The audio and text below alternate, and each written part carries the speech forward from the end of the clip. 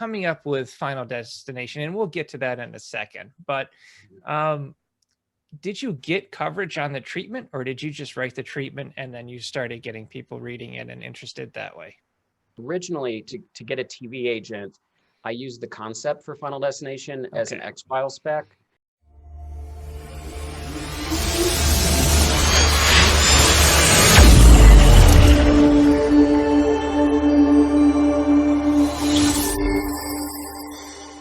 It got me an agent, but they're like, don't send this in for the X-Files. Like, this is a feature idea. Yeah. Okay. So, yeah.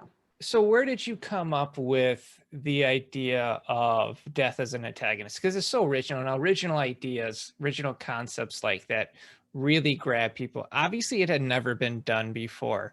So was there something that influenced it? Was it the X-Files? Was there something else? It's always, the creative process is always so interesting. Like the kernel of the idea came when I was flying home to visit my family in Kentucky. Mm-hmm. And I read an article about a woman who was on her vacation, and her mother called her and said, don't take the flight that you're on tomorrow. I have a bad feeling about it. Okay. And she switched flights and the plane crashed.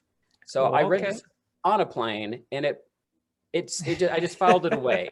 I'm like, this is an interesting idea, but I didn't know what the story was for it. Yeah. So then when I needed to come up with a spec script, I was like, what would be a great opening scene for an X-Files episode? Yeah. I thought about the premonition, and then the person, getting out, I had to be Dana Scully's brother, Charles, who we never really saw in the series. It was always the other brother that we saw a lot. Yeah. So, and so, I was like, well, if he missed his time to die, then he cheated death. So then that's where that kind of core idea came from. And then when I expanded it to a feature, I took it in a different direction, because in the X-Files episode, it was her brother specifically who had cheated. Well, he got a couple people off the plane with him too. Now that so that's where the idea percolated, and then I developed it more fully with Craig Perry and Warren Zide and Chris Bender at their company. Yeah, and I mean that's where that kind of iconic airplane scene comes from. I think that is the opening of. It's been a minute since I've seen it, but I think that is the opening is the airplane scene. Yeah, and that's where all the kids are. They all cheat death, and so then the faceless enemy is just brilliant. Because it keeps the tension on, and the way that you design that story, and the writers that came on as well that crafted it. It keeps you on the edge of your seat, because you don't see the enemy, right? And that's where fear lies in a good thriller, in a good horror movie, is not being able to see the enemy. As soon as you see Freddy, and you finally see Freddy, he's scary, but he's not as scary as the claws on the wall or the creepy thing coming through the wall. That's where the fear is. And your concept itself totally embraces that. I think it's absolutely brilliant. So when it came time to designing and developing these death scenes, I mean, you must have went through dozens trying to figure this out.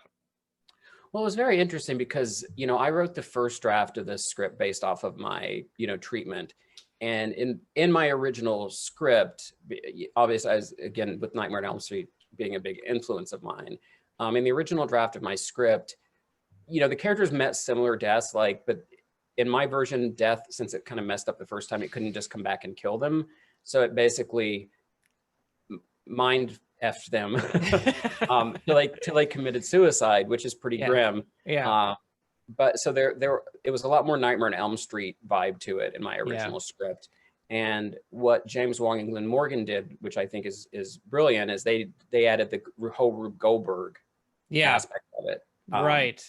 Yeah, which I think grounded it more in reality, which allowed it to kind of expand beyond the horror audience to reach a wider audience. And it ups the intensity, really, because you're like, okay, what's falling in the bathtub? Yeah, absolutely. And you're like, oh no.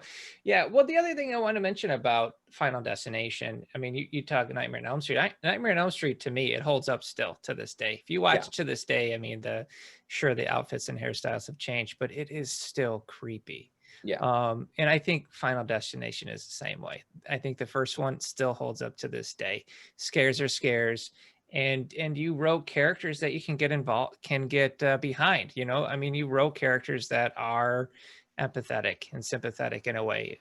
Ali Larter's character, I think her name was Clear. You know, that was a great character that you could, she's innocent, she's sweet, you could get behind her. And then, you know, she makes it, right? But then, you know, I hate to say spoiler alert, but in the second one, eventually it gets her, you know, and that's where you're like, oh man, we thought, you know, you thought you could cheat death and you can't.